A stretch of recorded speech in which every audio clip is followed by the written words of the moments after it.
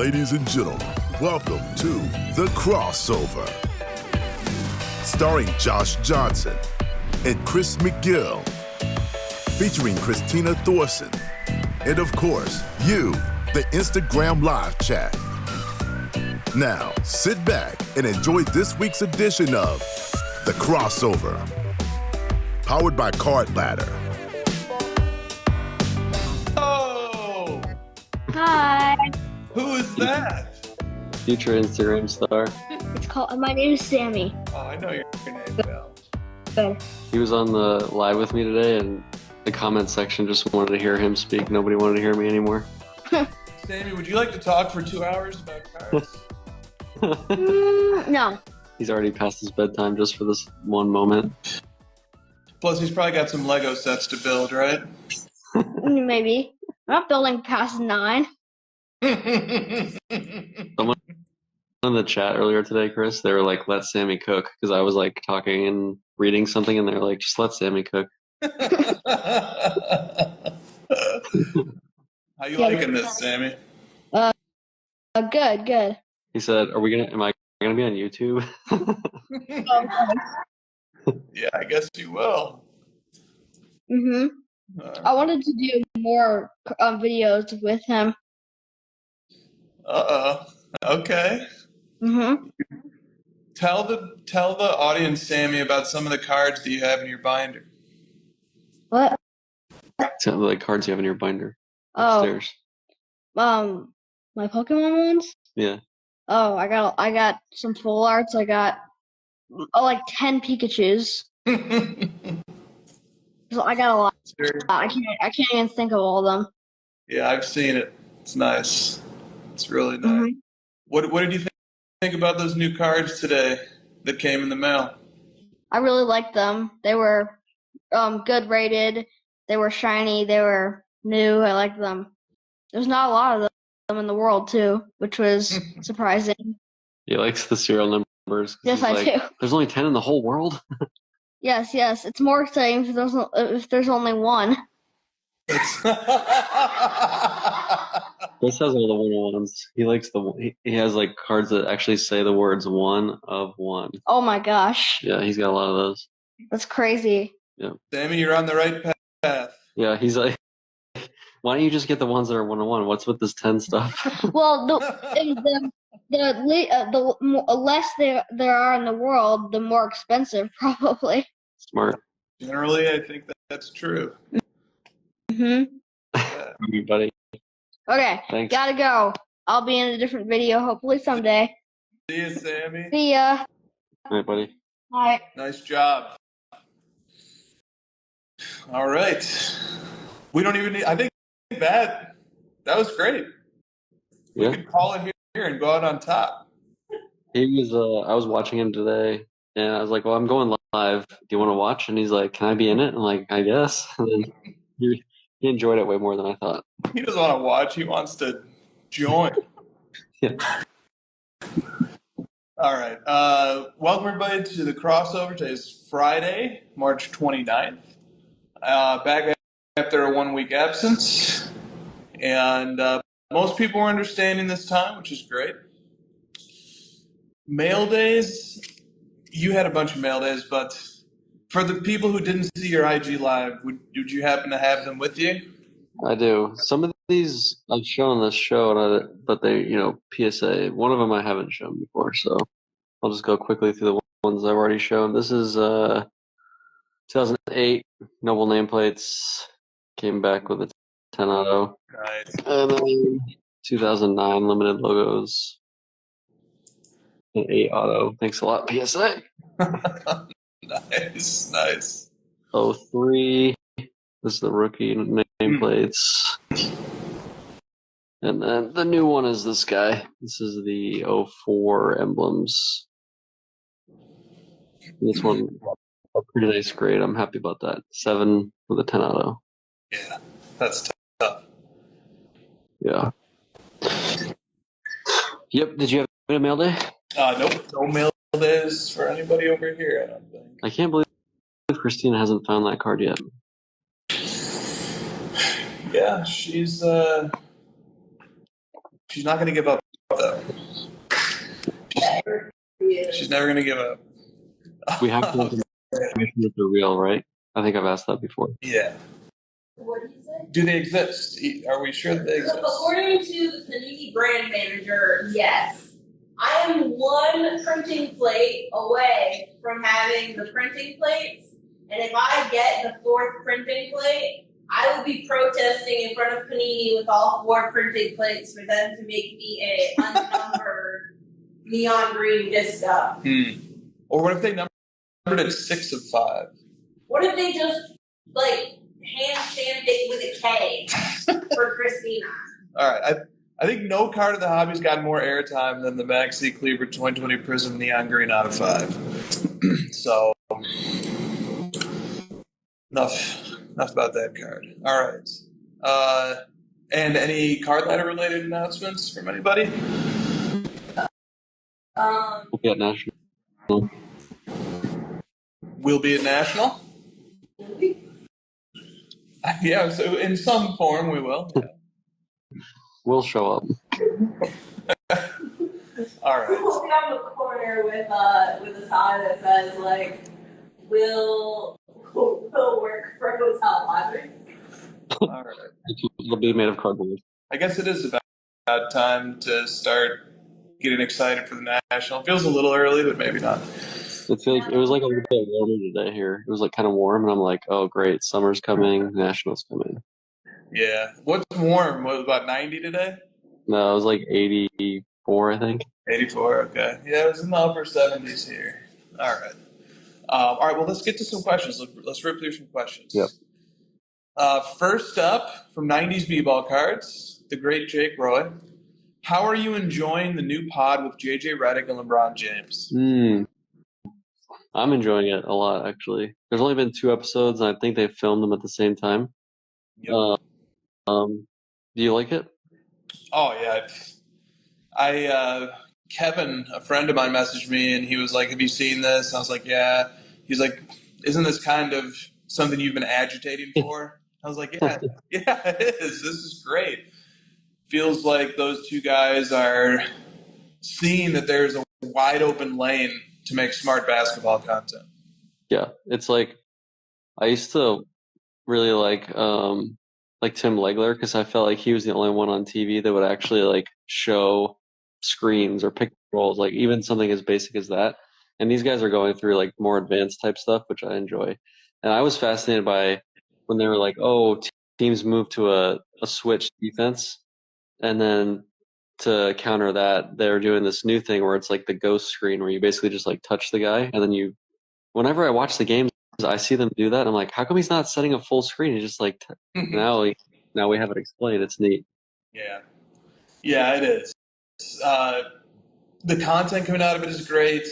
You were showing me that the viewership is enormous relative to subscribers. I mean, every time I've gone to one of the videos, it's been trending on YouTube. It's been top 5 or whatever for that day on YouTube. There's obviously an appetite for this. I think it's great. The JJ Redick podcast, which has been going for like 4 or 5 years now, maybe, has 1 million subscribers, and that show already has 400,000 subscribers, and it's been 2 episodes. Yeah. That's awesome. They're like crushing ESPN on the YouTube. Well, I don't know. Mad Dog got really upset, and what was that? It was like Mad Dog yells at Molly or something. I don't know. It's tough competition out there. Yeah. Oh, real quick, Kevin says, do you guys think this will change the narrative for the other ex-players with shows? Yeah, what do you think about it compared to the other ex-player shows or like the Draymond show? This is the only ex-player show that I like. I don't even like Redick's normal podcast, honestly. I mean, nothing against it. It's good. It's just not my style. But this one, I feel like I can put this one on and I can learn stuff. And LeBron's good at just kind of vamping and taking a question, and if it's not a great question, he gives an interesting answer anyway.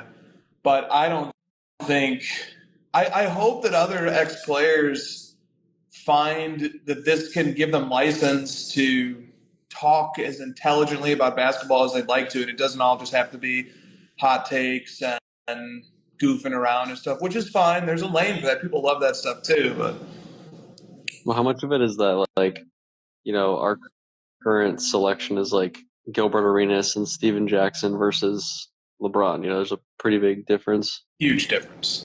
Yeah. And I think it's like, I think it means a lot that for the basketball podcast setting, LeBron decided to team up with Redick, and he decided to do it in this style. Yeah. Which is breaking from the style of other basketball podcasts, basically. Yeah. Did you hear the Bill Simmons episode where he's interviewing the guy who directed The Last Dance? I caught bits and pieces of it. Well, it kind of brought me back to that time, like during COVID, when we were all watching Last Dance, and it was like there was just such a massive appetite just to hear anything MJ had to say. I felt like just his interviews were so good, and then in that interview they were talking about him sitting down with MJ and sort of like the aura around him. And this kind of reminds me of that, just having LeBron speak in a public manner is like people they just want to hear what he has to say. Agreed. I agree. It's good. I think they're not only making a good podcast, but they're setting an example for how others can do it too. All right. From Lauren Goes Here.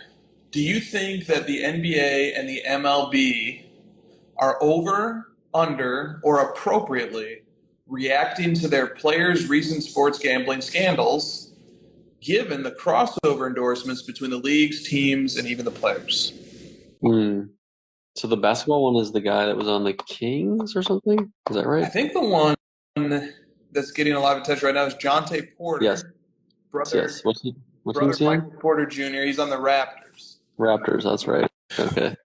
And there were some unbelievable irregularities. Yeah. Involving millions of dollars allegedly being gambled on his unders. And this is a guy whose point total was set at 3.5 points. Yeah. Didn't Vegas flag it eventually? Yes. Yeah. That's how we found out. Yeah. Yeah. So, all right, so you've got that, and you've got the Ohtani one is it's a little early to call that one, just because Ohtani has outright denied everything consistently and unequivocally from the beginning. So there's some smoke there, but I'm not ready to say that there's a scandal there in the sense that a player was betting on sports. But I think the NBA one is a lot scarier because also in the NBA setting, you have a situation of a possible player, an end of the bench player who's hypothetically, plausibly orchestrating big bets on his unders. So what do you think about how the NBA has handled it, I guess, is what the nature of this question is. I haven't heard much about what the NBA has done because the fact that I haven't heard much about it kind of makes it seem like they just want this to go away. I would guess that they're going to probably ban him or something or kick him out of the league for a few years. Yeah, and they've got to conclude the investigation, and that investigation probably ends up concluding right in the middle of the Olympics in July or something when people are paying attention to other things. Yeah. And they hand down a punishment if the investigation does reveal foul play. Over or under more games than John Morant for brandishing a lethal weapon? Way more. He's gonna get 5 years. It's gonna be so many years. This is the thing that the NBA is the most scared of. Yeah. Yep. And it's anything that can call the credibility or the legitimacy of the outcome of the games into question is potentially devastating. That's all they have. That's that's all the drama is who's going to win and lose. And if you start screwing that up, the whole thing is toast. Yeah. So they've got a messaging nightmare on their hands, and it brings up the topic of like, if they do drop the hammer on this guy, is that gonna disincentivize? Is that gonna serve as an example? They've got to figure that out. So I don't know. He's kind of a dingus, right? He didn't coordinate it well enough to like not have millions of dollars being bet. He didn't think that part of it through.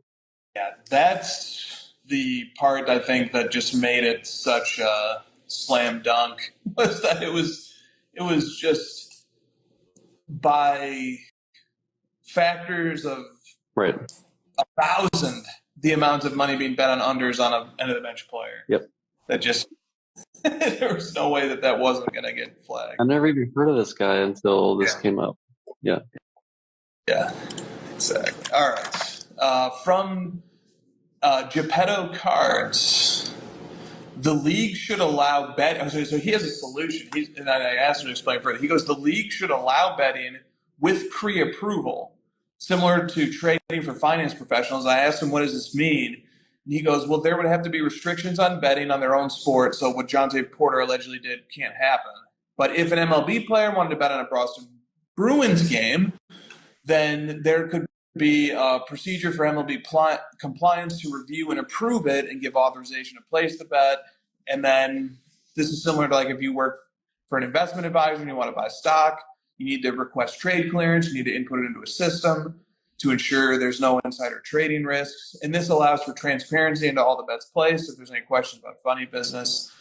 And he says ultimately this would allow the adult athletes to gamble on games that they have no impact on or ability to affect the outcome of. So that was sort of his workaround, is like, hey, what's the big deal if players are betting on other games, right, that are in other sports that they can't impact or have special knowledge about? And then you just do it this way, and then there's a record of it. And I got another solution. Okay. Just run for office, then you can do whatever the F you want, and it's not insider trading or illegal gambling. God bless America. Yeah. So yeah, just some thoughts there. I thought that was a clever solution. I don't really have a take on it one way or the other. I don't know if you do. This kind of reminds me of like waxing cards and trimming cards. I'd rather just like not be associated with it or have like layers away from it. I'd just rather not even. Just like it's too risky. Like there's the upside is so low. Even for these guys, like these guys are already making money in the league. Why would they want to gamble it away anyways? It doesn't make any sense to me. The upside is so low. I wouldn't even be associated with it in any way, shape, or form. Yeah. Because if you even get, you're betting on this one game or whatever, you're banned for 5 years and there goes your career. Like he's never going to play in the NBA again. Right. Big risk. Yeah. It's it's not good, man. All right. From Pax to Slab. Oh, okay, this is good. I don't know if you're familiar with this or not. You may be. He goes, will the We Done With the 90s account affect the modern era 90s card market in a negative way? Are you familiar with the We Done With the 90s thing? Okay. So you may have seen like South has posted. Yeah. Okay. Okay. So it's like he's just like showing Michael Jordan clips. He's like, oh, he has no left hand. Yeah. I don't know what other stuff. Is this the one where it's like they show the illegal defense and sort of like half the court is empty and stuff like that? I don't know if I haven't really watched that many of these. The one I've seen is like the one where it's like 10 highlights and like no left hand. Michael Jordan has no left hand or something. Yeah. So I've seen like variations of these. Yeah. Yeah. Okay. So that's what he asked. His question in particular is, will this affect the modern era 90s card market in a negative way? Okay. So I don't think you have to worry about cards here. Prior eras always get heavily criticized criticized by proponents of newer eras. And if you really like extend that back far enough, like, the NBA had 9 teams in it, I think, when Wilt was dominating. So like there's just there's so many different aspects of trying to compare eras and stuff like that it's just there's from a certain viewpoint, the modern version of the game is always going to be the best version. Yeah. Especially to people who really like it. But I think that the reason why this guy sprung up with this account now, in particular, is partially because he's bored with the NBA as it is today, which undermines his point. And he also is doing it because the shadow that Michael Jordan casts is still bothering people a lot, including this guy. And I think that by taking the effort to like start this movement and make this account and stuff, it's a testament to the jealousy that still exists 20 plus years later, and for the accolades, the achievements of Michael Jordan. So I think that, I'll tell you this, if they're making accounts like this about Luka 30 years from now, I will take it as high praise of Luka that he has triggered that. Have you seen the videos of like the 1950s and early 60s like NBA finals and stuff like that? It's so bad. Well, did you see Skip Bayless's shooting video that he came out with this week? No. He looks like a guy from the 50s, like with his form and stuff. Like he clicks his heels when he shoots. It looks crazy. I remember. I mean, I've seen a lot of MJ stuff, but like when he was coming up, he was someone that really like stood out of like, wow, this guy can like jump higher than everybody. He can hang in the air. He's got all these different moves that are new. So a lot of it is like being relatively better to what's around you at the time of standing out, as opposed to like, taking someone and moving them through time 30 years. Of course it's going to look different, right? It's just like he's picking up a lot of what he's seen around him in the game and the way it moved and what coaches were practicing with, what strategies there were, what 3-point shot ratios there were. It's just all so different. But when you watch MJ in that era, it just jumps out of, wow, this guy's way better than everybody around him. That's the more important thing to point out, that this guy's probably missing. Yeah, sure. And like also this guy's probably not doing this in a vacuum. Like this guy's also probably responding to the levels of Michael Jordan sycophantism that exist to this day. Can't you find clips of every player where they're just like standing around or doing something lame? Like you could just Yeah, absolutely. Yeah. Yeah, you could make anybody look like a clown if you wanted to, That was the issue with Simmons. Talked about this, where they're talking about like trying to find the draft boom or busts in like the early 2000s and how it was difficult because there wasn't a lot of footage of players and it was hard to get the tapes, and the only footage you would have would be positive stuff, right? You'd be like this early YouTube era of showing highlight reels of guys where everything looks amazing, and then they get to the NBA and it's like, oh wait, they're not always amazing. And this is kind of the opposite, where it's like you're only showing the footage of the stuff that doesn't make him look as good, but that's not reality. Yeah, absolutely.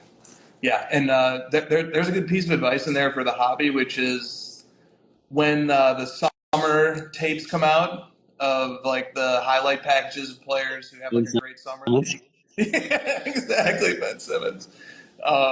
Just to remember that we're only looking at the made shots and the best looking highlights on that reel. So, all right. That's a fun question though. And it is funny, like the we done with the 90s stuff it's got a momentum to it. It's funny. All right, so next up here we have Football Card Dude 12, who says, why are card prices so high? He actually has 3 questions. Why are card prices so high? Does everybody but me have a money tree? has the hobby forgotten the value of the dollar? So this is like we're like willing the market up by saying it's already up kind of thing. I guess. I mean, I think that like there's definitely a valid point of view that says just like surveying the landscape of card sales, and if I want to like buy Greg Maddux Star Rubies and it's thousands of dollars, I'm just like, cards are too damn high. I think there's something to that. This guy should have been around a couple years ago and seen what it was like. It was like it was like that for everything. Everything was insanely high. Yeah, and it was. Can you imagine a world where a Michael Jordan 1986 Fleer PSA 10 is selling for $750,000? Because that world existed a few years ago. Yeah. Anything else you want to say about this? I mean, we kind of like say that about random auctions, once a week or so, where it's like, man, I can't believe this random Anthony Edwards card is selling for 20 grand or whatever. Like there's always going to be something like that going on, especially with the younger players, where it seems like it doesn't make sense, but that's what people want. From the Cardfather 13, hi Josh, Chris, and Christina. Always obsess over the show. Up in the ante there. By the way, there was no question from Vinny this week. Oh, I just do a wellness check on him.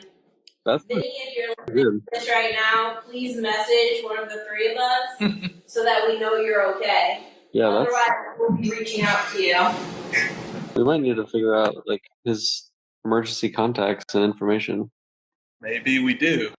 All right, but for now we have the Cardboard 13 here. Says, I have a question. Should card manufacturers stop producing base cards?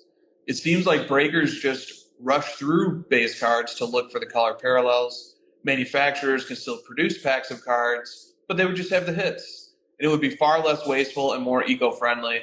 I'm being a bit tongue-in-cheek, but I think it's worth the discussion as to why the heck we even have base cards. Most base cards are not worth the cost of grading, and people are not collecting sets like they used to. I mean, we kind of have that with like Flawless and National Treasures. I know there's technically base cards in those, but they've taken that concept and like, hey, let's just make a box with 6 cards in it and cut out all this other extra stuff. Like we've already seen that concept come in. That concept got taken to its maximum when Panini 1 came out, which just was a box that literally had 1 card. Right. So from the point of view of breakers just like rushing through, like, yeah, I mean, it does impede the breaking experience, I think, for a lot of people when they have to sit through breakers opening a ton of base and the huge amount of packs and stuff. But there are definitely people collecting sets, and there are definitely people collecting base cards. I have no other way to put it other than that there's a ton of demand for that. The other thing is, what if you went into your backyard and all the rocks in your landscape were all diamonds? Every single one of them, just diamonds, diamonds, diamonds. Like nobody would give a crap about diamonds anymore. So like you have to have the backdrop of the base card to make the other stuff look better. Absolutely. I'm just writing down a title there. All right. I came up with that one on the fly. Yeah, I like that. That's good. That's good too. Okay. All right. So the other point that I would make here is that base cards have the richest tradition, the longest legacy of any type of card. So they matter. And the base card, the structure of a checklist being made around base cards helps give importance to someone like me who says, hey, well, if Panini is putting out this product that has 20 inserts in one base set, obviously there can only be one base set, or there can only be a first appearance of a player's card in a base set. I guess you have multiple base sets. I'm going to prioritize, based on my collecting principles, the first appearance of that player in the base set. And then I'm going to want the rarest parallel that I can get of that card. So the structure of a base set is actually really important to like how I choose to collect and why. And I focus on parallels to base sets. So I would be sad if they got rid of base sets. All right. Pack Nicholson says, why do we use the term PC? When someone says this card is for my PC, the general assumption is that it's for a separate part of a person's collection, and they won't turn around and sell the card right away. But collections and situations are constantly evolving, and if the right Grail card comes along, those PC cards can become available. So what makes the PC different? The term PC also implies the existence of other collections. And what the hell are those? Are they impersonal collections? Public collections? Isn't someone's entire collecting experience their own personal collection? Why can't all cards simply fall under someone's collection? Why do we need the personal qualifier? I always just like I just liked PC because it was just like shorter and abbreviated and easy to say instead of like I'm putting this right into my C. It's like what is that? Yeah, that makes sense. That's good. Yeah, I don't know. I don't know other than that. Instead of just saying collection, I'm not sure. Yeah, there's probably some history to this. It probably predates me, but I think like the most readily apparent foil to the PC is inventory.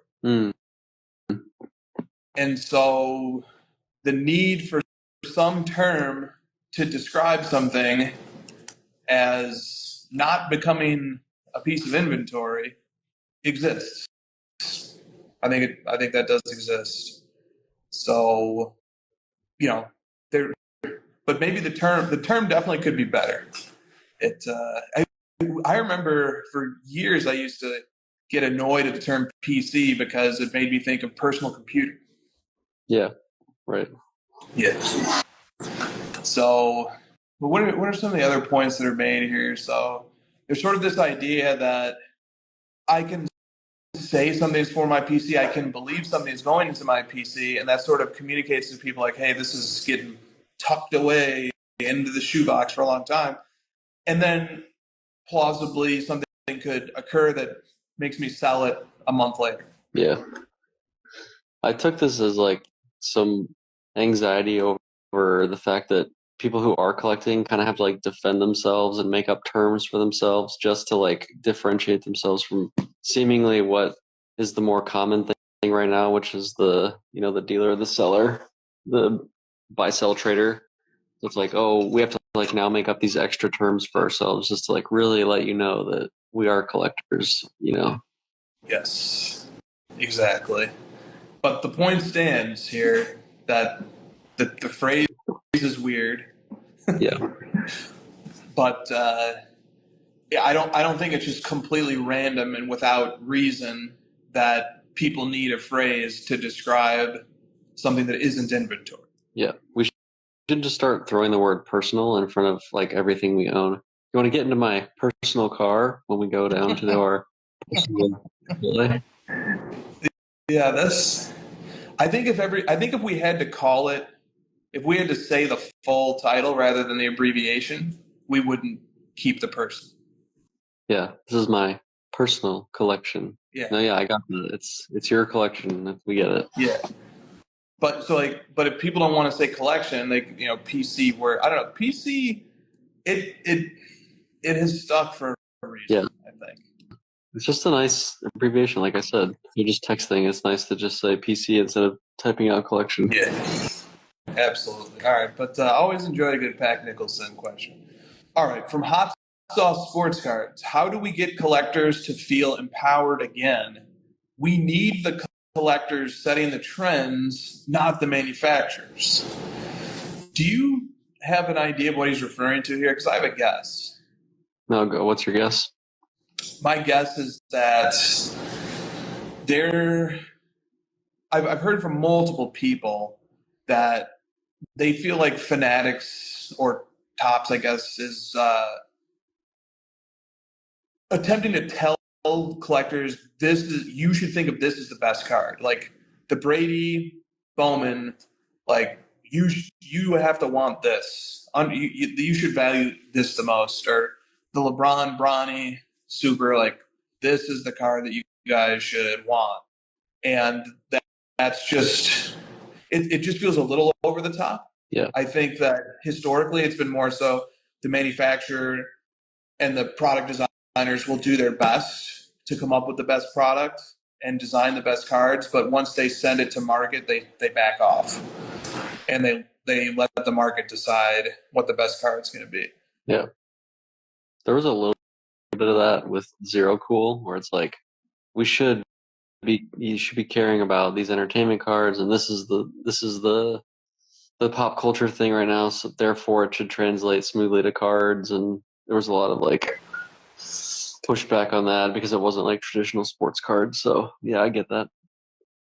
Yeah, and so like on the broader topic of how do we get collectors to feel empowered again, if we're wondering if the manufacturer is going to want to empower collectors or respect the collector, they do have a certain vested interest in respecting the collector, because the collector is the person who ultimately sets the long-term market demand for all the cards that come out of their products.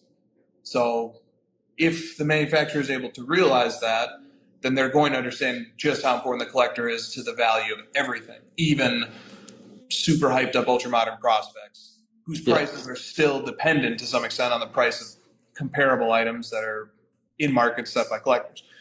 But I think that the thing to worry about here is that the manufacturer has the smallest amount of short-term upside from collectors having a stable market or an increasing market for their cards.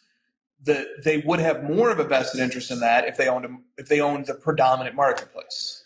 If they own the predominant marketplace and they take transaction fees on all cards, including collector cards, and then suddenly it makes sense for them to want to see those values be strong because their rake is a percentage of what those values are.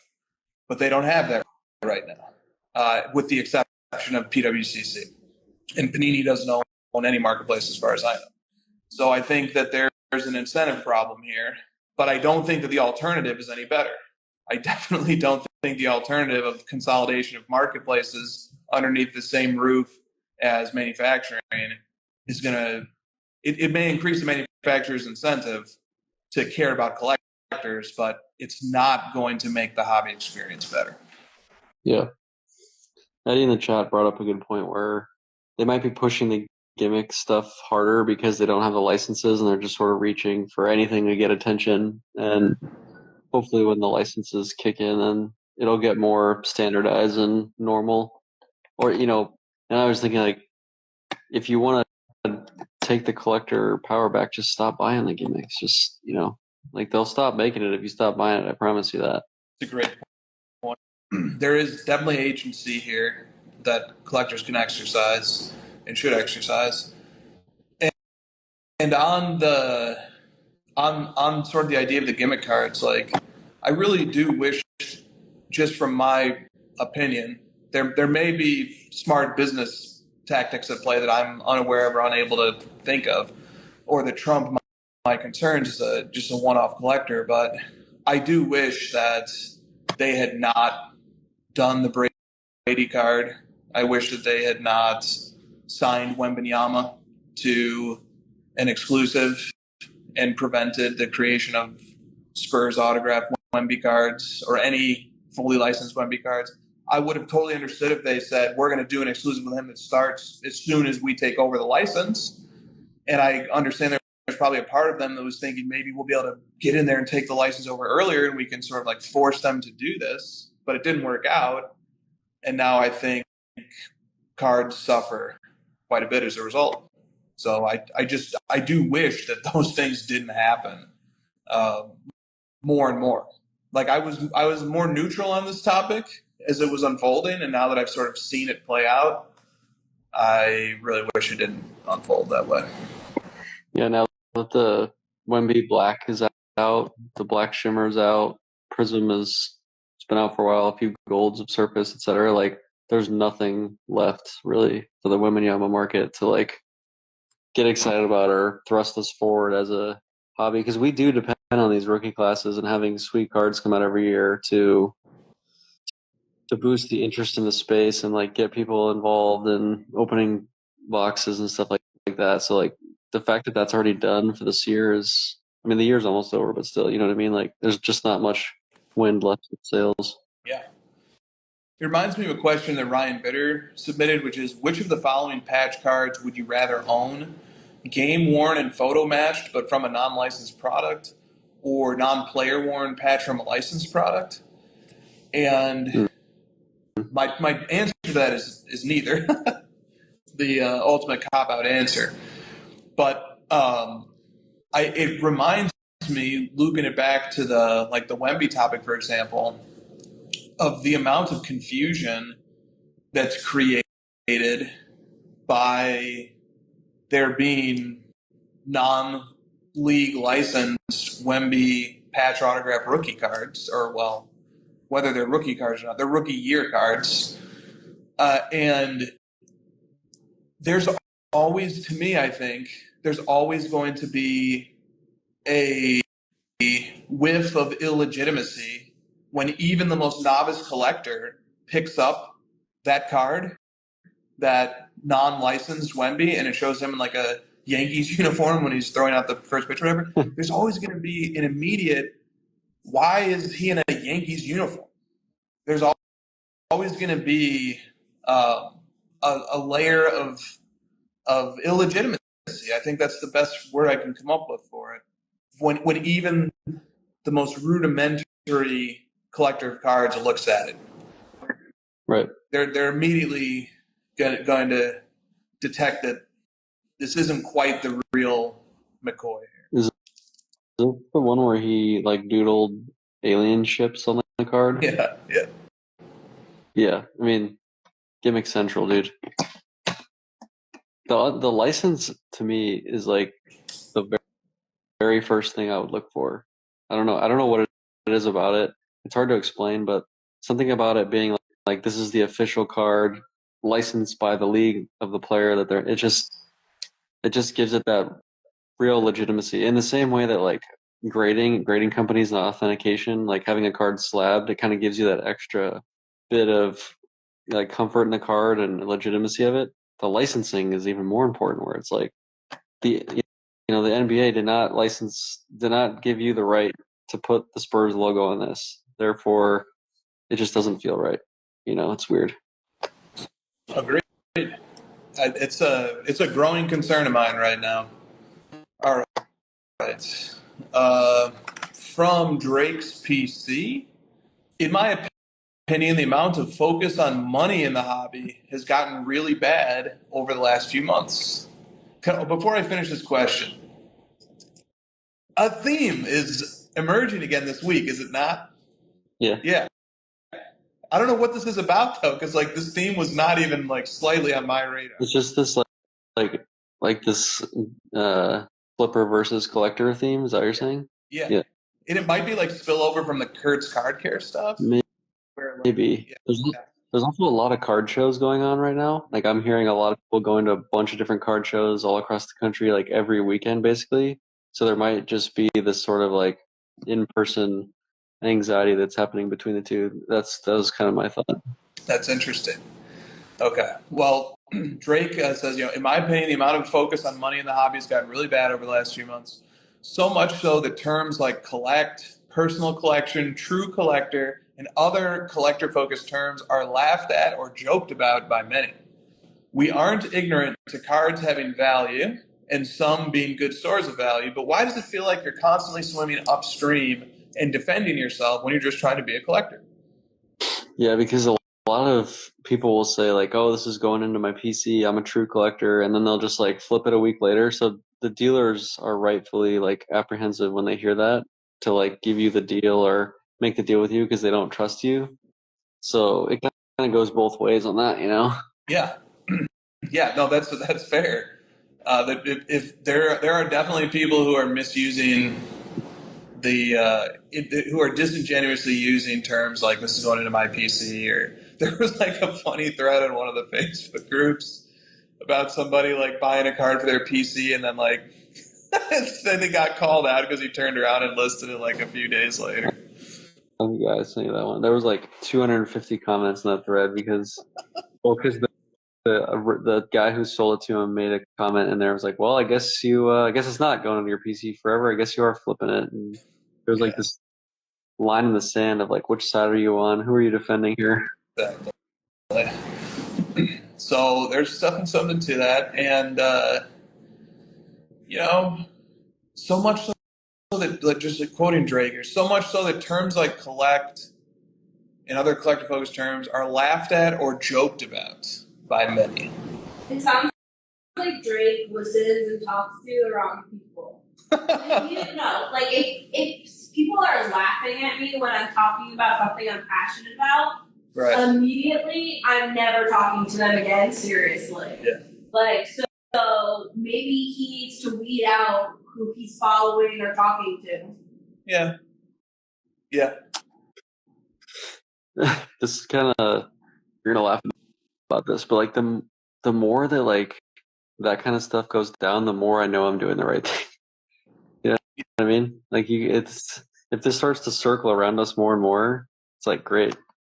Then I'm just gonna I'm gonna collect even more. Like this is just now I know I'm doing the right thing. Yeah, I get like a little thrill out of hearing this news as well, because if this is really the way it's unfolding, I'm good. Like, if people are like laughing at the idea of collecting or somebody wanting to collect, I'm like, good. I want to be over here doing this collecting thing. I don't want to be part of like this big group think where like, everybody's like just bastardizing the idea of a collection, and every influencer is pivoting into my personal collection. I'm glad. I'd like them to, just like a lot of influencers, or I don't know if influencers is the right word, but like a lot of people like leaned into supporting the idea of putting foreign substances on cards. Yeah. Even after PSAs, I'm like, good. Like, yeah, you guys, that is you guys. You guys do that. You guys put the substances on your cards. You guys try to get them past the graders, even though they told you they don't want you to do that. Like, yeah, you guys wear that albatross. And don't call yourselves collectors. And laugh at us. Please do. Yeah. It's like we need that, like when MJ makes up stuff about players, talking trash to him so that he finds that little chip on his shoulder. It's like we almost need it. And Drake's like making it up just so we can have that little edge. Yeah. Yeah. It's good. It's I don't have an issue with it personally at all. I do like hear the frustration though, right? Like I get that somebody making a mockery of collecting is weird. That's ultimately it's that's the title. Making a mockery of people collecting is weird. It's what's weirder is trying to make a living by selling and trading in warehouse buildings every weekend by making margins on pieces of paper. That's weirder. Right. While making fun of the people that you sell and buy cards with. While making fun of your customers.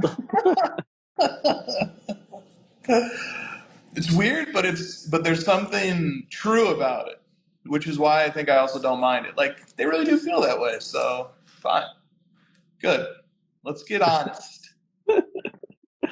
Let's play one-on-one. All right. Thank you, Drake. From Kevin M. Cormier. Recently, 2 copies of a select gold out of 10 were on eBay as auctions ending about 90 minutes apart. 2 copies of a select gold out of 10. One was a PSA 10 Pop 1 and the other one was raw.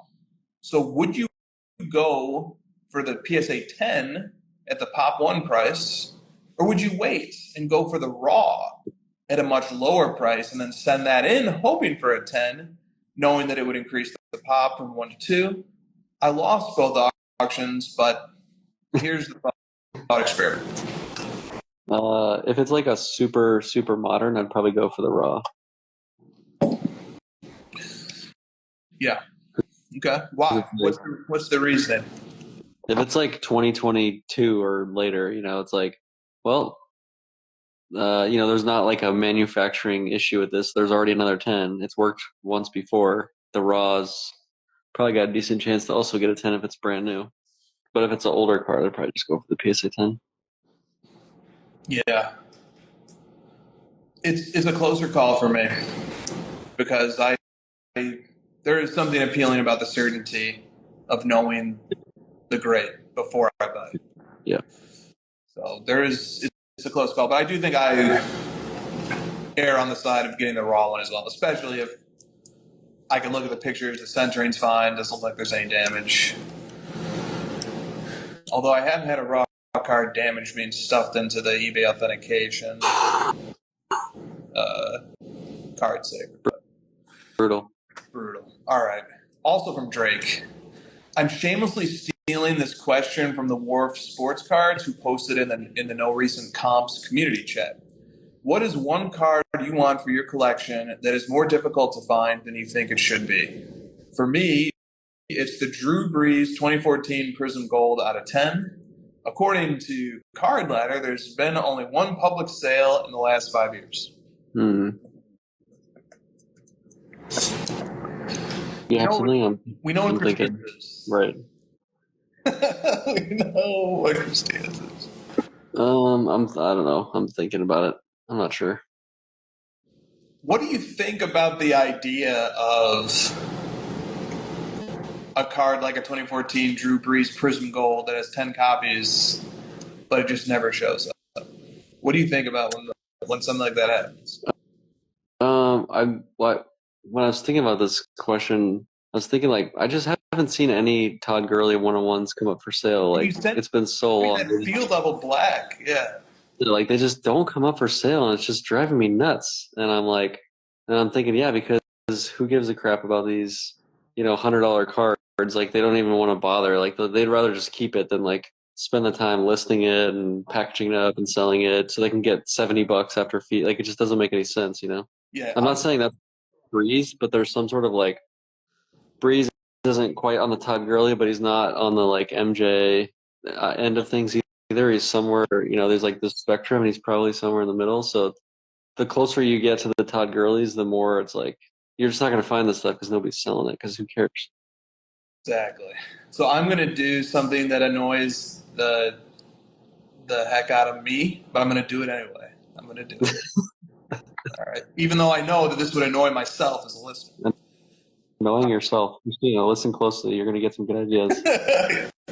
This is the real metaverse. When things get so meta that I'm thinking about myself as an audience member and wondering how pissed off I'd be.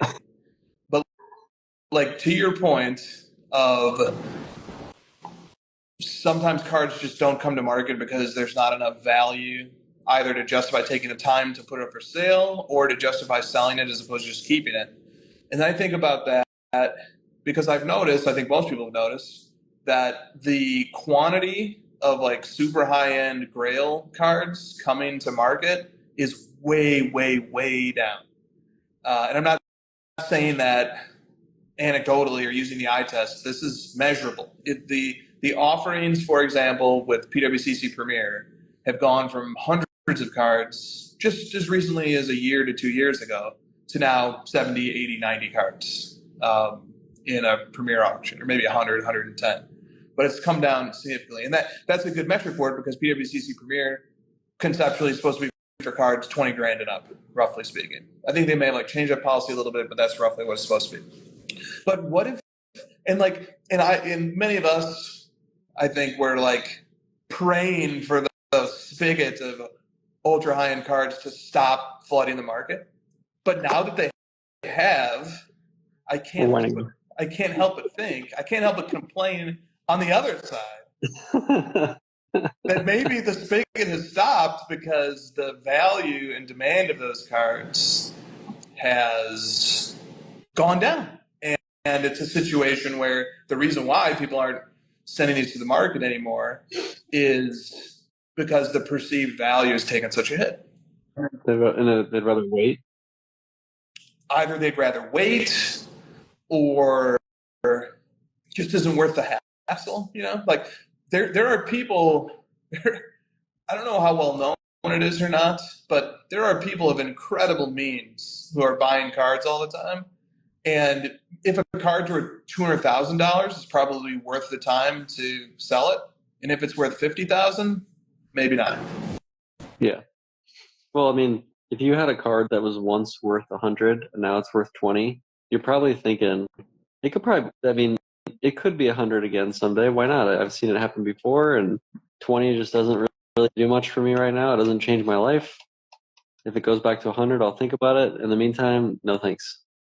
That's true. I think that's a prudent approach, and it solves. It's the market solving its own problem. It's the market solving its own problem when prices come down, and then that causes people to be way less excited and willing to sell their cards.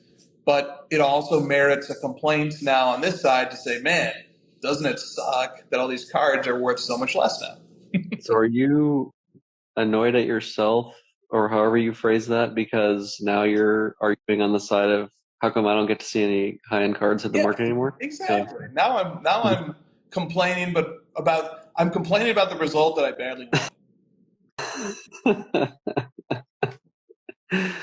Oh man, it's really tough to get into debates with you when I can't even. Now you're debating with yourself before I can even jump in. This is great. Yeah, exactly. Look, I mean, complaining is an art.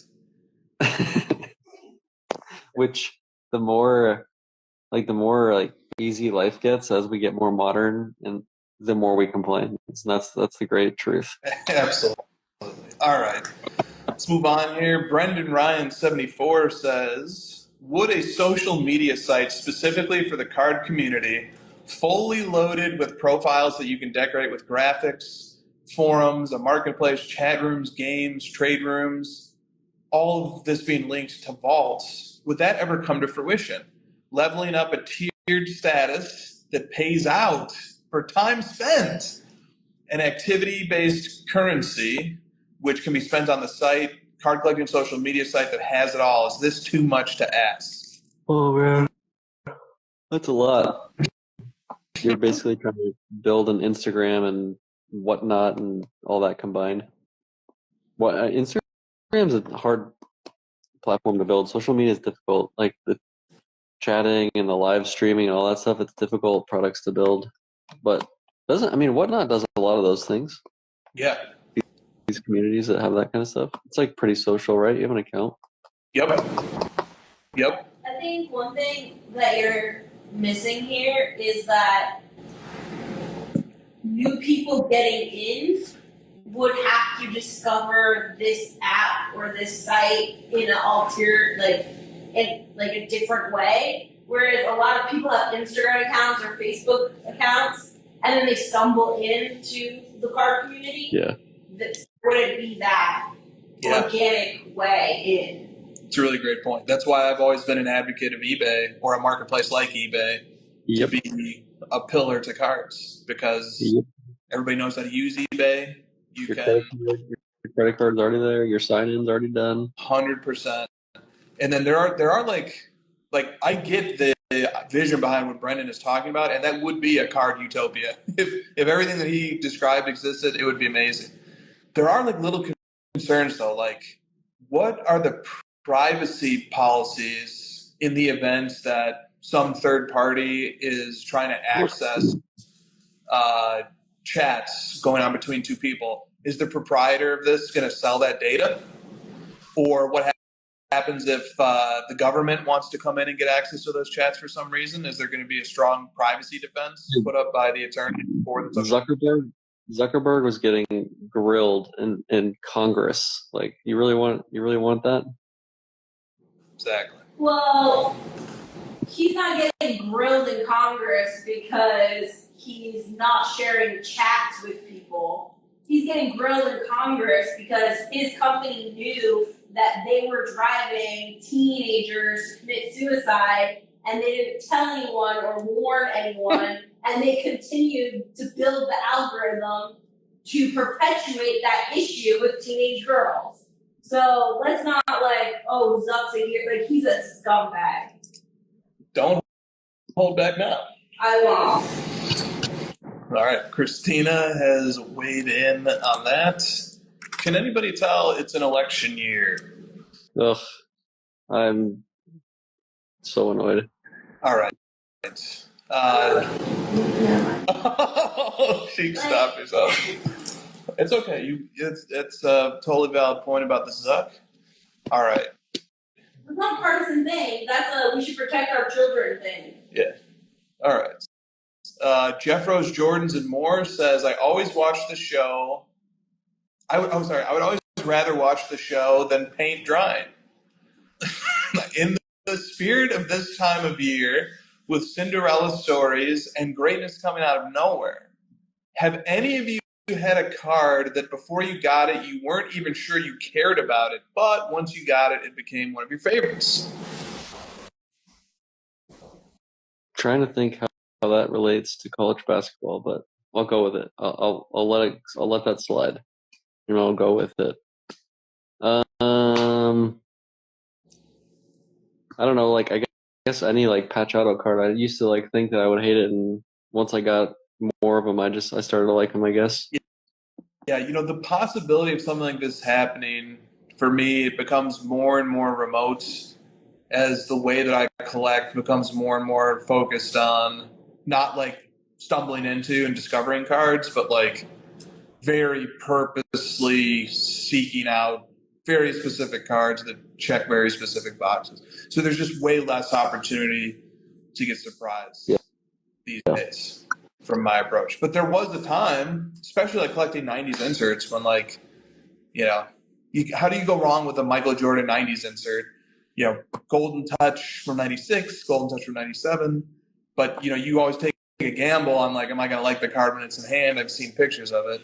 And all the time, you discover that you like some card more than another. But. Like the anti-playmakers theater. or it goes in the other direction. Exactly. All right. Reeves 15 PC says, what's the next date that the one-of-one LeBron / Bronny gets resold, and what price does it sell for? It's usually about 3 months, and we'll say it's sold for 115. Yeah. So we'll say 80, 88, 90, something like that. Has the buyer spoken up on social media anywhere to your knowledge? No. Yeah, see, there is this potential for a tinfoil hat to come out, and Christina's conspiracy corner. Yeah, there's a conspiracy. Should I get tinfoil out? No, because it'll be too loud, crumpling it up. Should have been prepared. Okay. All right. I only have 24 hours left of no cursing, so prepare yourself, sir. 24 hours? Oh, yeah. Okay. Yeah. She's making a lot of donations to charity. Oh, my gosh. From all that cursing. Yeah. On Sunday morning, I'm going to just be at my house, and I'll hear this yelling, and I'll be like, oh, my God, I can hear from Dallas. That's amazing. I had someone message me this week and said that Crossover needs to do a poll of where my charity funds will be going. Isn't it usually a jar? They ain't going Your swear jar? to fund Zuckerberg's defense, are they? No, they're not. Okay. All right. So here's my theory. So you know how retail outfits will offer bounties, not really because they want to own the card, but because it communicates to customers that, hey, if you happen to hit this 1 in a million card, you can be assured that you just hit a winning lottery ticket, because we will pay an exorbitant amount for this card. And the outlet probably knows, generally speaking, that they'll be able to recoup some level of that bounty if they decide to sell the card. Okay. Well, shout out to our friend Out of Wax, who always says qui bono, which means who benefits. And in the case of the LeBron Bronny Super going for that much, who benefits? Well, the beneficiary is the product that contains that card, because for that, I believe that came from Bowman University. I'm not sure exactly what product that came from, but that for that product to boast a six-figure card and for it to be like this new LeBron auto, servicing for the first new LeBron auto in years on a officially pack pulled trading card, that really enhances the product. So there's like a marketing element to this that says, if I'm the marketing team responsible for promoting this product, why don't I buy the card and buy it for the most amount possible? Just keep bidding until you win. Yeah. Okay, so I have no basis for that at all. But when I see some like an exorbitant bounty, or when I see an enormous value realized on a card, and we all kind of collectively raise an eyebrow at it, I started thinking conspiratorial thoughts. Yeah. Were there parallels, or was it just that one? Wasn't it just the 101? One. So that makes it even easier for them, because then they don't have to like hold up the market like those Brady's, where there's just one of them coming out to auction every week. They wouldn't have to like keep up with all that. They just buy that one, just buy the one, and you're done. You hide it away, and hey, look, this product has a $100,000 card in it, you guys. Amazing. Yeah. And let me say something else. Oh, sorry, Christine, you I was going to say, like, let's see whose repack it falls back into. It also benefits the breakers as well. That's right. People who are breaking that product benefit quite a bit from the idea that it can produce six-figure cards. All right. But here's the thing that I've sort of like realized this week, always known it, but there are no lengths too far for a marketing department to reach, especially inside of entertainment-related businesses. So, for example, I was on Twitter the other day, and the feed gave me a tweet from a music producer who quote tweeted the artist whose album he produced on. It was Machine Gun Kelly. Was one of the artists of this album, and he said, "Holy crap! Like, this album is coming out. This album is going to be trash." Which is like a crazy thing to say. Like, I was once a music producer. Like, to get a placement is such a big deal. To slander the album that you produced on is just crazy. It's like suicide. And so then the artist replies and he goes, "Oh, well, great. Well, you're off the album now." And it's like, yeah, of course you're off the album now. And that's like devastating. You lose this placement, you don't get paid, make a fool of yourself. Well, this snowballed into this huge controversy among the specific community on Twitter. And eventually the producer said, "Okay, I'm sick of this. Actually, this is just a hoax." And he posted the contract with the record label that gave instructions for what to do. And it said, as a producer on this album, the first thing you do is 2 days before the release date, you make a tweet that says, "Oh my God, this album sucks." And it gave you three options of what you can say. And then it says the artist is going to reply to you and say you're kicked off the album. And then and it just gives you the instructions for how you're supposed to play out this fake controversy. And A, it worked, right? Because it got me looking at it, and it would have never gotten on my radar. But B, this is the extent that marketing goes to create controversy, to stand out in today's social media landscape. So what do we do at Card Ladder? Let's think about this. We need to big brain this. We need to start. Yeah. This is good. Anytime we have a thread that started about us that like starts negative, it always turns positive. So this is good. Yeah. Yes. Well, and so like the extreme of this is when Borat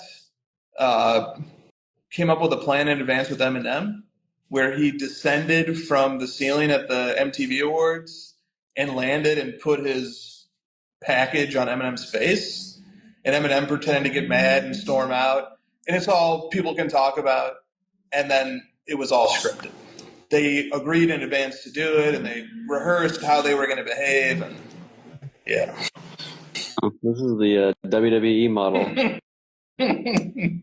This like their marketing department is just their whole company. Exactly.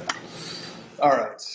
A little more Fanatics constructive criticism in this topic from JC2 Collects. You just gave them a good idea in the last one. You gave them a free idea. They're like, we didn't buy that LeBron Bronny. Maybe we should do that next time. Smart. Next time it goes for $250,000. Yeah.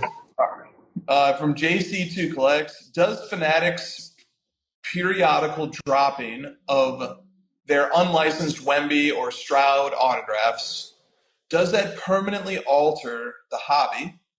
So, for example, if there's a total print run of like a Wemby autograph card that Topps is offering, and it's up to $199, so you have like maybe like one that's numbered to 99, one that's numbered to 50, but the total is $199, and they sell each one for $1,000 from their website, and then you don't know which one you're going to get. Maybe you get the out of 99, maybe you get the out of 1. So they just generated an easy $200,000 without any of the logistics of making a set or a product. And I think some of the Wembys even have been as much as $2,000, JC says. So he's wondering, how does this change the hobby? Does this reduce the need to make products and sets? Does this prove that that can work? And then he also says, does this bring new legitimacy to unlicensed cards, especially as new people come in and all they'll be able to find of somebody like Wemby or Stroud are rookie autos that are unlicensed? I gotta be honest, this is like my biggest fear playing out possible, where the manufacturer gets a bright idea of like, who cares about boxes, who cares about card shops and breakers, and what if we just start making individual cards and selling them in this marketplace? We produce just all one-of-ones, or we produce just a few golds and sell them for insane amounts, and the margins we would get are just incredible because we're printing these at $5 a piece. It doesn't even matter what it is, it's all the same price to us. They're just pieces of cardboard. That is a fear of mine, because then it just, you start to remove the structure, the system, the setup of like what makes cards rare and stuff like that. And you're just selling them direct to customers, and yeah. Yep. Agreed. Totally agree. Now I know JC2 collects. He collects Panini Instant cards. Like I believe he has a Pacheco collection, and he has some of his best Panini Instants and stuff. So like he's sort of maybe thinking about, does this add legitimacy to cards like the Panini Instants, or does it normalize them to some extent? And it does. I think to some extent it does, but I completely share your concerns about the risks of just like assuming that packs and boxes and the way the product is distributed is just unnecessary. Yeah. Is this really the profit maximizing model? Same as like, do we need base cards? Do we need sets? Do we need all this stuff? Do we need all this overhead and structure? What if we just print the 500 best cards and sell those at auction on our website that we own? Yep. Yeah, that is what that is a version of what Topps Now and Panini Instant are, but they've never gone to the extent to replace their product. Like they've never taken it to the level like, we'll just do Prism. We'll just sell like 100,000 Prism base cards or whatever. Like, it just like they've never really done it that way. What was that one the artist Topps cards that everyone got scammed on? Project the Griffey Shore. Isn't it kind of like that, where it's like, I'll take 200 of those, and it's like this blind auction thing where you're just sort of like buying supply of something you don't even know, like, there's no structure to the sets. You're just like buying random cards direct, you know? The print to order stuff, yeah. Yeah. Go ahead. I have.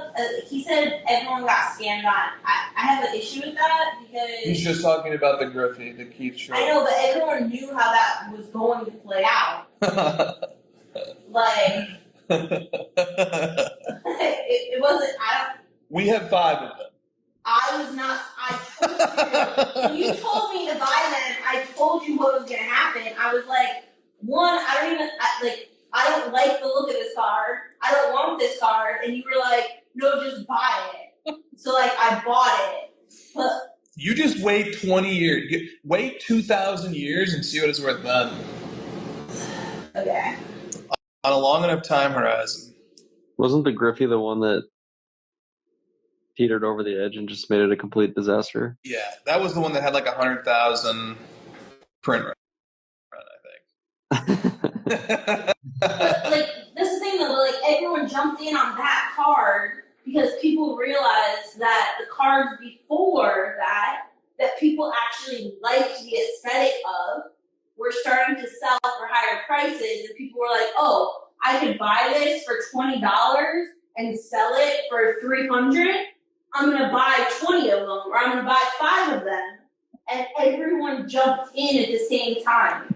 Yeah, well... no one got scammed. Josh, do you want to reply to Jordan Exchange's question real quick? I think I'd rather have the deer scan. I think we do have it. He says, will Cardlight ever offer an option like PSA does with the PSA registry scan? Would be a super handy tool for Cardlight to add a scan option that propagates the card into your collection. If you can scan the card or enter the certs in your collection, and it will fill in the information. Yeah. But we only offer the cert scan for PSA right now.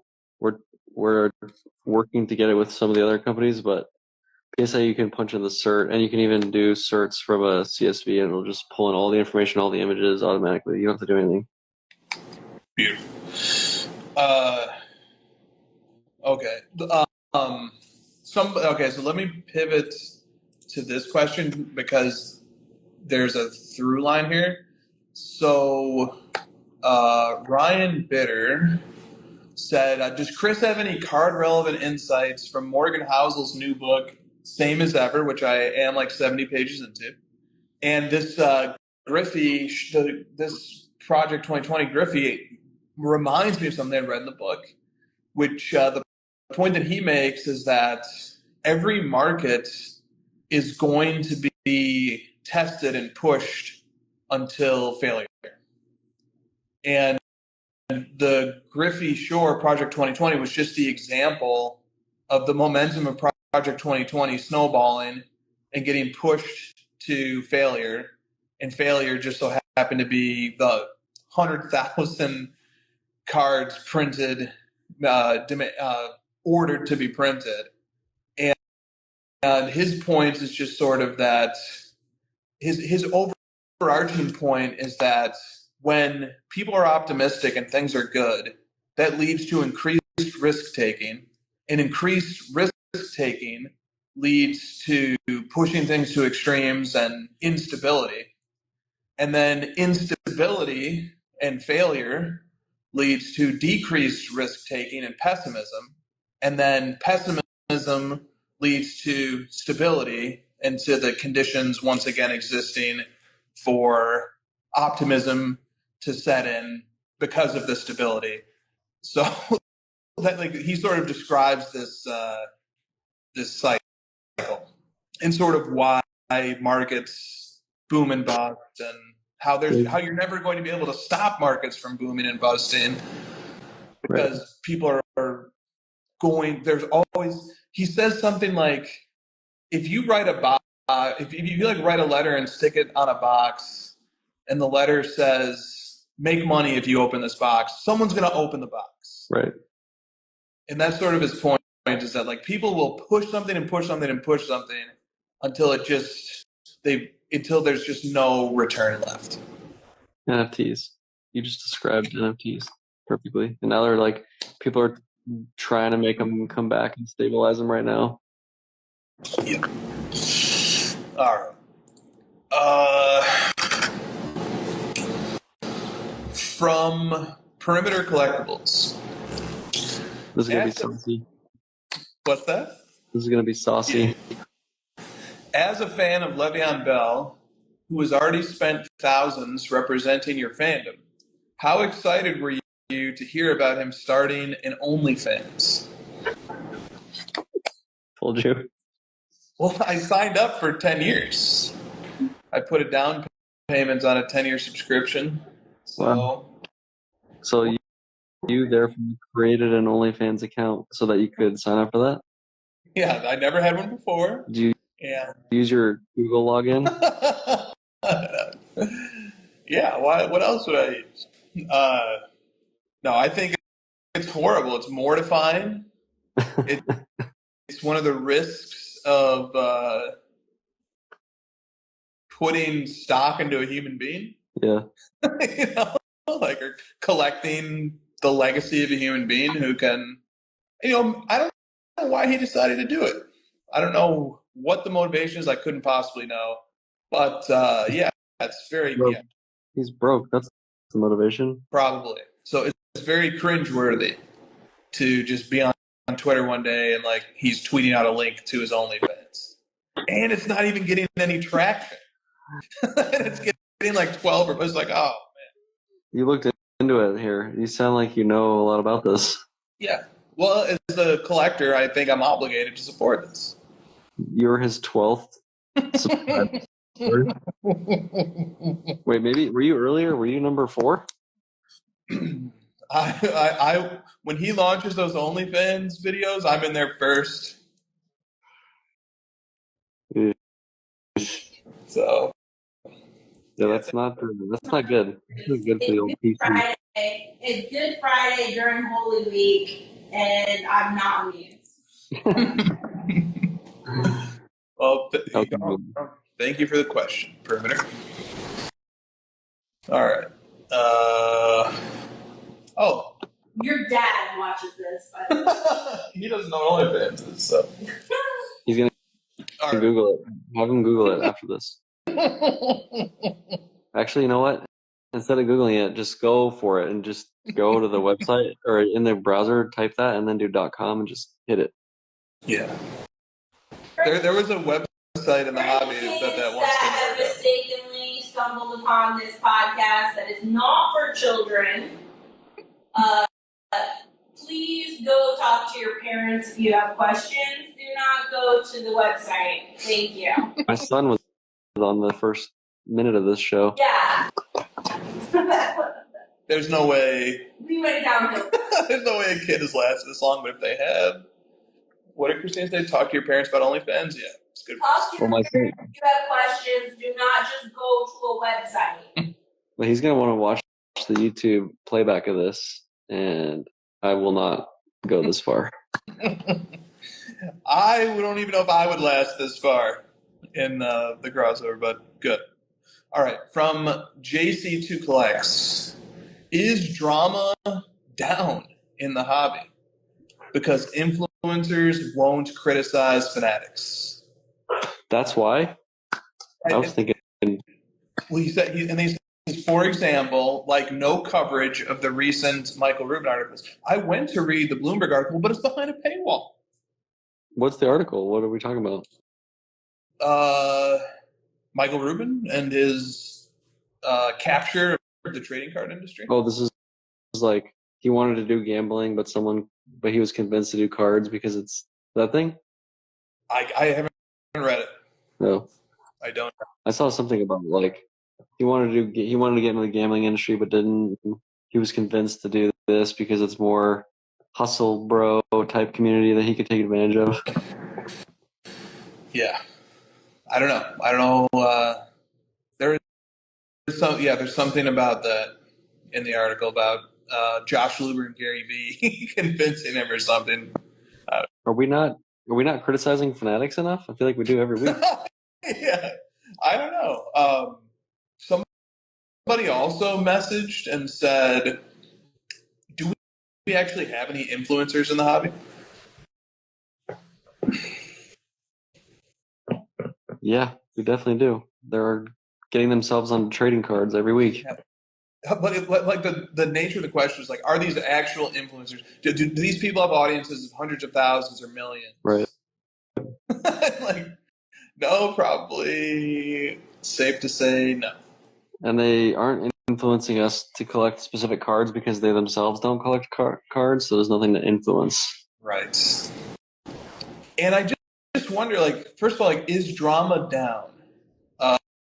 I don't know. I don't think so. I don't know. It's an interesting point of view. And then, like, I know that breakers have fallen in line with vociferously advocating for Fanatics products. Yeah. If you want less drama, Chris, just don't log on to Instagram for a week. Just from now until next crossover, don't log in on Instagram, and then you'll be like, man, what a slow week. There's just nothing going on, you guys. Yeah. All right. What else here? What else? Eyes Wide Shut says, can we talk about Josh slowly getting the 03 Exquisite set? Would you like to comment on that? I need 2 more that I really want. So the observation is accurate. I mean, it's not just 03. I'm going for like everything. I'm coming after everybody's stuff. Nice. All right. I feel like somebody said that. Like, I'm coming after everybody. You're like Kelly Oubre after he didn't get that foul call. Mom, your dad, your grandma. Yeah, that was so. That was and I took that personally. There we go. All right.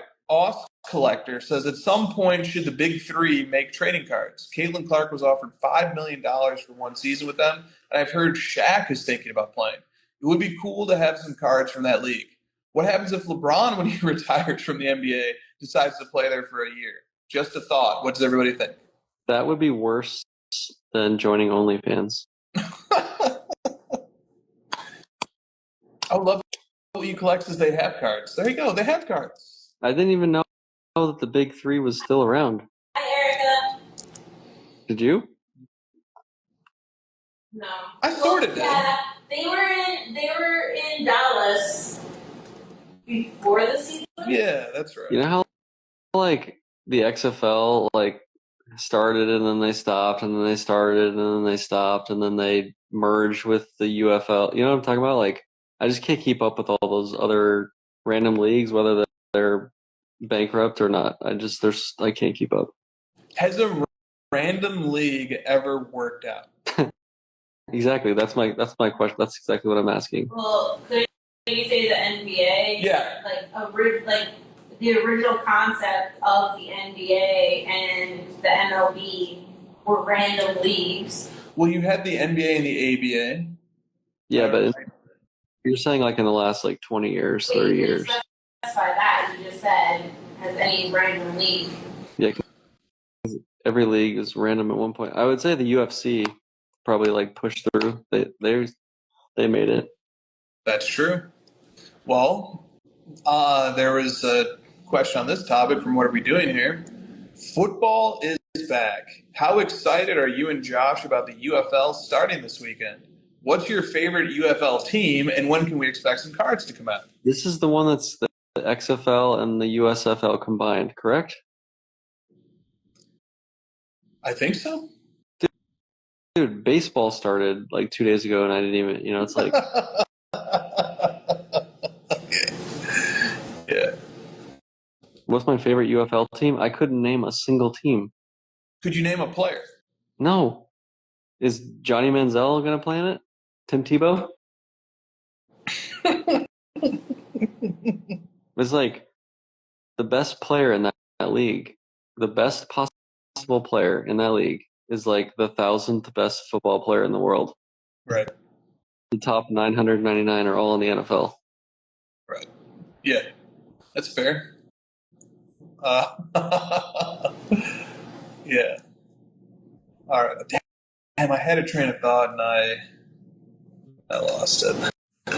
All right. You're making me make fun of it by myself. Yeah, no, I had something.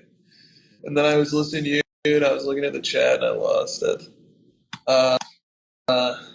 I used to go to CBA games when I was a kid because that was the only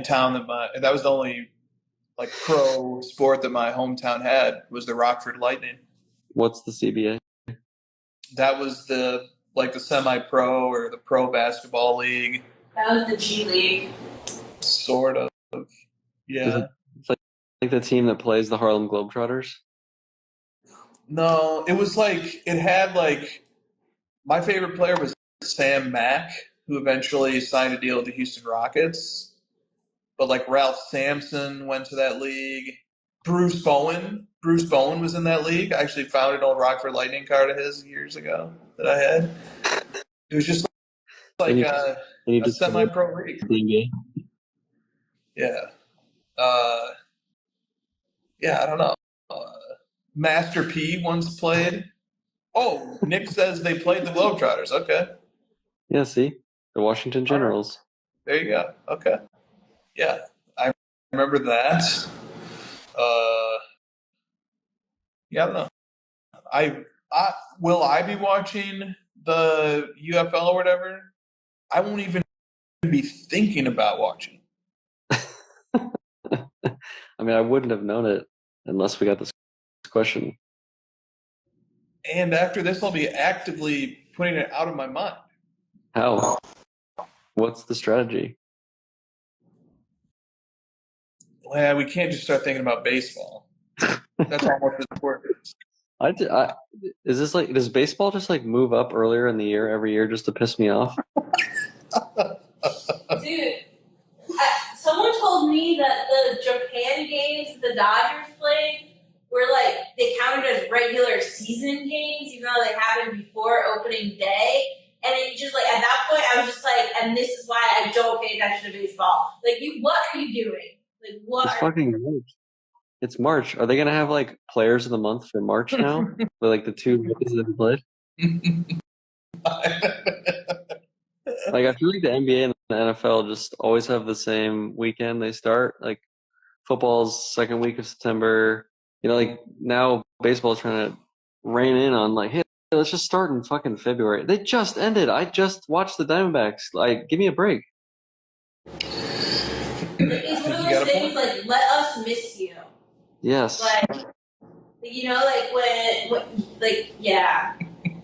It is that time of year when we Out of Whack says he says I tuned in just in time for baseball slander. We've tried to be nice about baseball, but when you really push me to the edge, I'm like, oh my god, baseball's back. Kill me. Well, can I get off some other slander? Of course. That's like we should change the name of the show. The slander over. All right. Because it was a question that triggered this. I love when you get triggered. Yeah. I like half the questions you get are my burners just to trigger you. That's smart. Okay, here it is from Yaman Cars from Mohammed. Do you miss Brunson? All right. Oh my god, I gotta go. All right. He's creeping up into your top 10 or your little stat postings you do. I know that's pissing you off. Yeah. So tonight, Brunson had 61 points. 61 points. Obviously a career high. Is that a lot? It is. It was an overtime game, but he was at the precipice of 60 points like halfway through the fourth quarter. But what they're not going to tell you, but what I will tell you as the arbiter of justice and truth in proper sports fandom, is that Jaylen Brunson attempted 48 field goals to score 61 points. In the last 20 years, there has only been one other instance Kobe. of somebody attempting more than 48 field goals. and it's 50. And it's Kobe, and it's 50, like Josh just said. And it was in his farewell game when he just said, I'm going out with a bang. I'm taking 50 shots, I'm scoring 60 points, and I'm going to have the ultimate Kobe game. That's the only other time in the last 20 years, the explosion of offense, everything, that's the only other time somebody attempted that many shots. Now, Brunson did it in overtime in a loss to a team that is actively tanking to get a lottery pick. Okay? And I'll put the final bow on it this way. All right. So people are, I've seen like a few graphics like, oh, we shot, 53% from the field on those. He was like 25 of 48 or whatever. He shot 6 free throws. Okay. So we're going to call that 3 possessions. He had 1 turnover. We're going to call that a 4th possession. And then he had 48 shots. So we're going to go up to 52 possessions. All right. 61 divided by 52 is 1.17 points per possession. Do you know what the New York Knicks average this season, points per possession, including their bench units, including their overall points per possession, is 1.17. So all that Jaylen Brunson did, he didn't have any efficiency. He didn't make the team better. He just absorbed everybody else's volume, only to lose to one of the worst teams in basketball. So there's going to be so much hype, and I'm a fan of Jaylen Brunson, and I liked him when he was in Dallas. I knew he was going to be a special player, and he is a special player. But the hype that's going to flow out of this game is going to be nonsense, and I just gave the antidotes that can help cleanse minds. What's that? You didn't answer the question. And do I miss Brunson? No. Well, I would. Right, I would, if not for the fact that we have a better player than him in his role now. But if we didn't, who's ranked higher in BPM, Kyrie or Brunson? In BPM, Brunson is like 99%. What about Brunson? PER? I think they're close. I see that Mohammed wrote, "Sounds like you're salty" in the chat. Ask him how Tatum's doing. I think they're close in PER. I think they're close. I think all their numbers are pretty close. But the difference is Kyrie is doing it as a second option or 1B, and Brunson's doing it as the first. So if Kyrie was swapped with Brunson on the Knicks, his numbers would escalate. Well, if he was in New York, he wouldn't be playing. That's true. And then also, if we didn't lose Brunson, then we don't end up getting my favorite, Big Dan. Man, it's okay. It's okay to miss him. You can it's okay. We're here. I don't. And not only do I maybe I could miss him if he wasn't so overhyped. Maybe I could. But he's so overhyped that there's nothing to miss. He's just he was on MVP ladders this season. So he was like a BS all-star. He was a deserving all-star. We can give him that. Deserving all-star. We can give him that. All right. Like an easy chance for you guys to blame management more.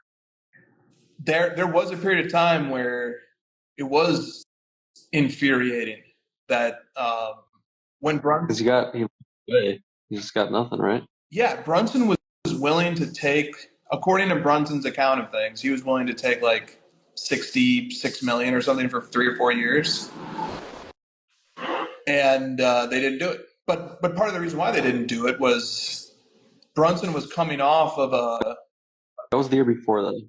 Yeah, the year before, Brunson was played off the floor by the Clippers. So he was like unplayable in a playoff series at that time. And so like there was a lot of skepticism involving him and the team. And then the team was sort of wondering, what are we going to do? Because like Porzingis flamed out in the playoffs, he wasn't healthy. But basically Brunson's account is like the Mavs before the deadline offered him like, or I guess most is 4 years, $54 million, some amount that's very small. I'm sorry, Brunson was willing to take it, and the Mavs weren't willing to offer it. And then his dad joined the Knicks coaching staff. The Knicks people started showing up to playoff games and stuff. I think they got penalized for tampering. They lost a draft pick. Yeah, but it became clear, like once the Mavericks sort of rebuffed him, that he didn't want to stay. And why would he want to stay? You know, I wouldn't want to stay. But the end result of him leaving is now a better roster, in my opinion. I don't think he was ever going to stay. I think that's a story he tells so that he's not the bad guy. Well, I mean, it's like Calvin says, who do you want to believe, Mark Cuban or Brunson? I don't want to believe either of them. All right. Like, all right. Yeah, this isn't an either or question. It's a both are idiots. Yeah. And both are to blame. Neither is the hero of this story. All right. Oh, this is funny. All right. From Goats and Gronk. I don't know if you've seen this set or not, Josh. Where are all these game-worn sixes coming from for these Bill Russell cards? Someone messaged me about it, but I haven't seen a picture or anything like that. Oh, okay. Let me see if I can. I don't know if I'll be able to get a picture of this. Someone was like, what's with all these flawless Bill Russell cards? How are there so many? Or something like that, right? Yeah. Are they the sixes that everyone had to wear on their jerseys last year? Yeah. Okay, here you go. Here's an example of one of the cards. Yeah. How are those players related? Yeah. So I think the question was sent facetiously. Because, players were honoring the legacy of Bill Russell by wearing the 6 on their jerseys. Oh, right. So they're not all Bill Russell 6s. They're the other player on the... Yeah. Yeah. So it's like a set where a bunch of players are listed with Bill Russell. Exactly. Okay. And so the set is actually 300 cards. It's in the new Flawless. Mm-hmm. It's pretty popular. I've seen people buying these. And the way it works, though, is they're all one-of-ones, but, like, players have multiple one-of-ones. So, like, Alex Caruso has 2 one-of-ones. Sengun has 2 one-of-ones. Some guys get, like, 3 one-of-ones. And it's just a little bit weird because, like, the Luka, I don't know, there's probably either 2 or 3 Luka one-of-ones. And it's like you see this and you think, oh, this is the one-of-one, but no, there's actually a few different ones. Yeah, like Eddie says, they have different pictures. But it's a little bit tricky. If there was one, I mean, there's multiple, so it kind of ruins it, but I think it's kind of cool. I think it's cool, too. I think it's a cool... LeBron has 3. Cards number 199, 200, and 201. Luka had 3, I just saw it. Luka has 3, okay. Because they kind of dedicated the season to Bill, right, by doing this, and so they might as well commemorate it in the card. Yeah. Yeah, it's a good concept, and it's like throwing a bone to people who love game used. Are these who love this game used? So they're all game used of the active player. Is that true? I think so. All right, let me look on the back of the card and just make sure that's what it says. Yeah, the bag of Luka says the enclosed game worn / used material is guaranteed. Yeah, so presumably they're all game used. That's cool. Yeah. Yeah. And are there that many Bill Russell collectors that people were like, yes, 300 is the perfect amount of active players plus Bill Russell to have one-of-ones? Yeah, it's too many.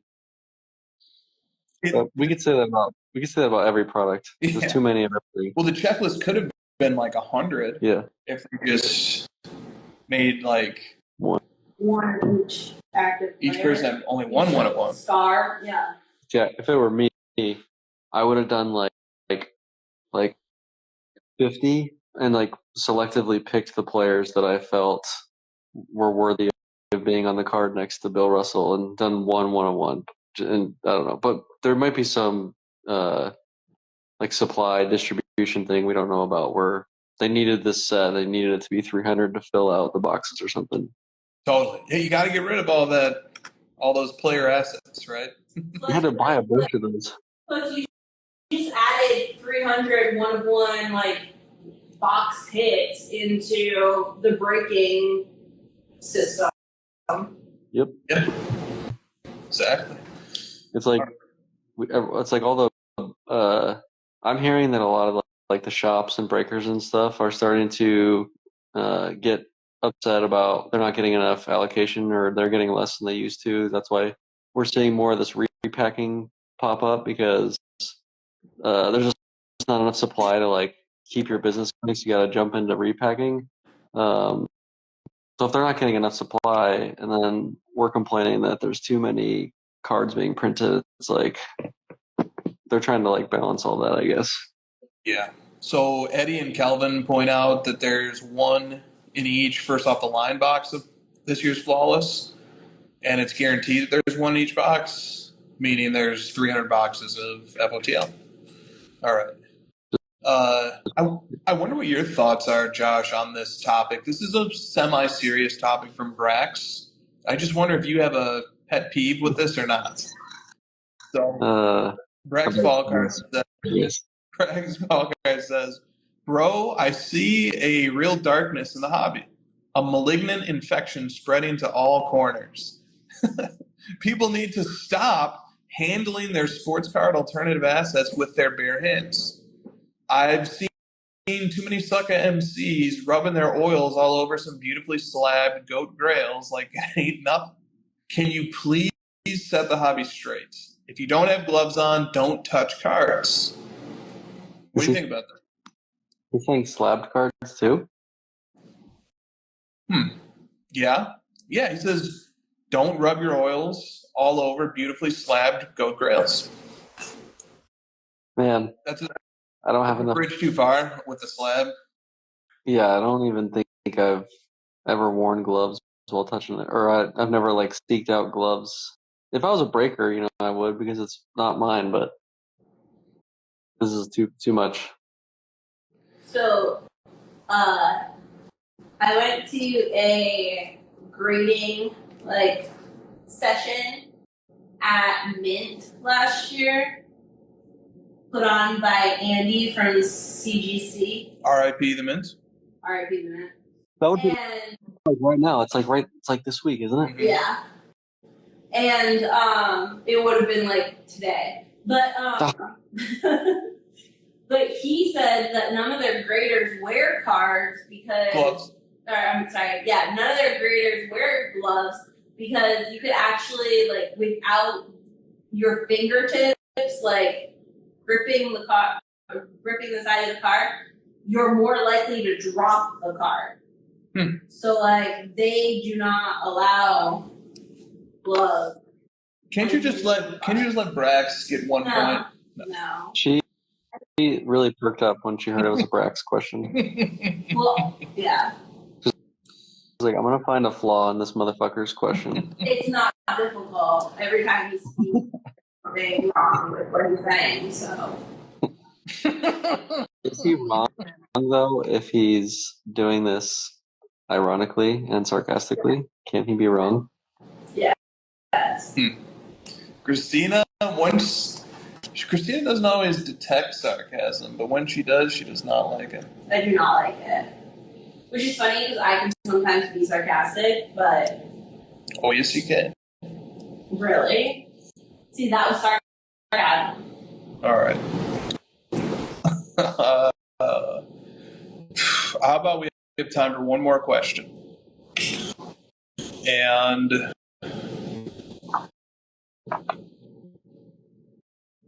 we'll do.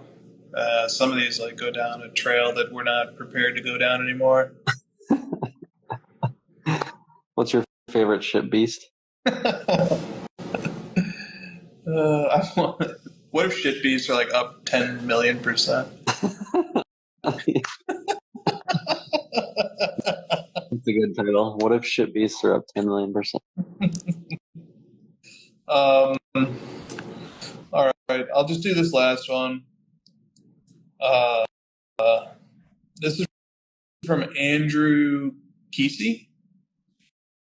And he says, let's talk about Prism Black versus Optic Gold Vinyl. And all I want to say is this. The biggest difficulty I have with understanding the hierarchy of how cards are prioritized and ranked and collected and how much people are willing to bid on them, the biggest mystery to me, or the one, maybe not the biggest mystery because I get it, but the aspect of it that I'm most uncertain about is why one brand can be worth like 10 times as much as another, especially when they're pretty similar. That's my contribution to it, because like others have talked about this ad nauseum. I like Prism Black better. I like Optical Vinyl better. Looks like the Superfractor, but this is Panini's original. I mean, we've done this topic. This topic can be fleshed out a million different ways. My new contribution is the admission that it does. I do worry / wonder / think about 20 years from now, 10 years from now, 30 years from now, will the ratios hold up? Will Prism Black be 50 or 20 times gold, optical vinyl, or whatever it is? So what you're saying is, I think I'm going to translate for everybody here. You're saying Optic is undervalued. Undervalued. I think that's what you're saying. No, I think there's just as much a possibility that the top brand separates itself further from the second, third, fourth, fifth brand as there is that the second brand catches the top brand. Yeah. That can go either way. Yeah, I've thought the same, especially with Optic versus Prism. Like, to me, Optic kind of reminds me more of Topps Chrome. So, like, I never understood the difference. I have the same thrill opening the two. They both feel the same to me. They have the same parallels, except the vinyl versus the black. But Yep.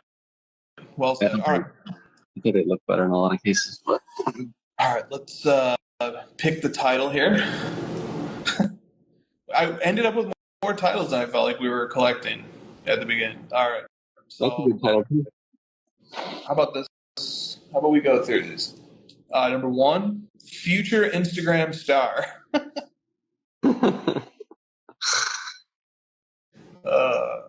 What type of people would click on a video that's called that? All right. You don't want clicking on your video. All right. Run for office.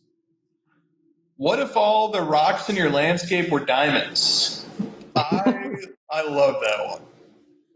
That's such an early favorite for me that I'm just putting a check mark by it. All right. Then we have diamonds, diamonds, diamonds.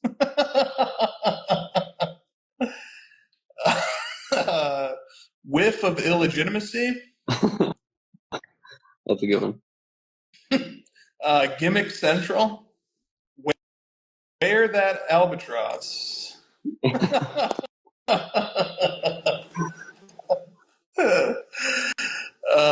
Making a mockery of collecting is weird. Complaining is an art. Cui bono. I don't even know what that means. It means who benefits. Who benefits. Wait 2,000 years and see what it's worth then.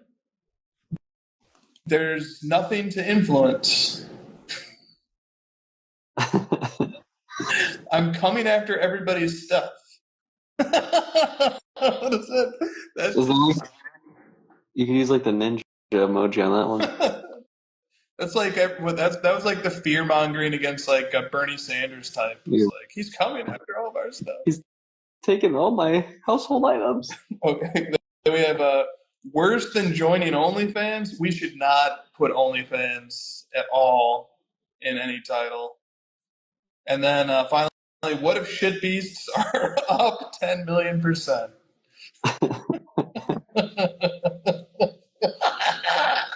Nick adds one more, putting it right into my C. I don't want to know what that C stands for. That is a good one. That's a really good one. But I love what if all the rocks in your landscape were diamonds? What's so good about that one? It's pretty random. I fucking love that one. I knew as soon as I heard it that it was gonna be tough to top that one. And Nick has to like put diamonds all around our screenshot. Nick, if you put my son in the screenshot, he's gonna lose his mind. He's gonna be like, "I'm on YouTube. I gotta tell my teacher and my friends." And then they're all gonna go watch the episode. Yeah. They're all gonna learn about OnlyFans. Yeah, he's gonna like send the link to his class, and they're gonna be like, "Yeah, we watched this, and you're expelled." All right. Do you have a vote for a title that you like? No, I can't get in the way of your way over excitement on that one. Good. I hear no objections from the Peanut Gallery. All right. Will we see everybody next week? Yes. All right. I'll be cussing next week. Finally, the show is back to normal. All right. See you guys next week. CY Card Ladder is the most respected sports card analytics app on the market. We have virtually every card in our system. If the card you are looking for ever sold on one of these platforms, you can find it using Card Ladder's sales history. Easily find recent comps and get a better estimate what your cards are worth. CY Card Ladder is the most trusted and the most reliable sports card analytics app on the market. We know what you want, because Card Ladder was created by collectors for collectors. Join the innovators, not the imitators. Card Ladder, constantly innovating. Try it for free. CY Card Ladder is the industry leader in sports card data. Card Ladder. We're just getting started.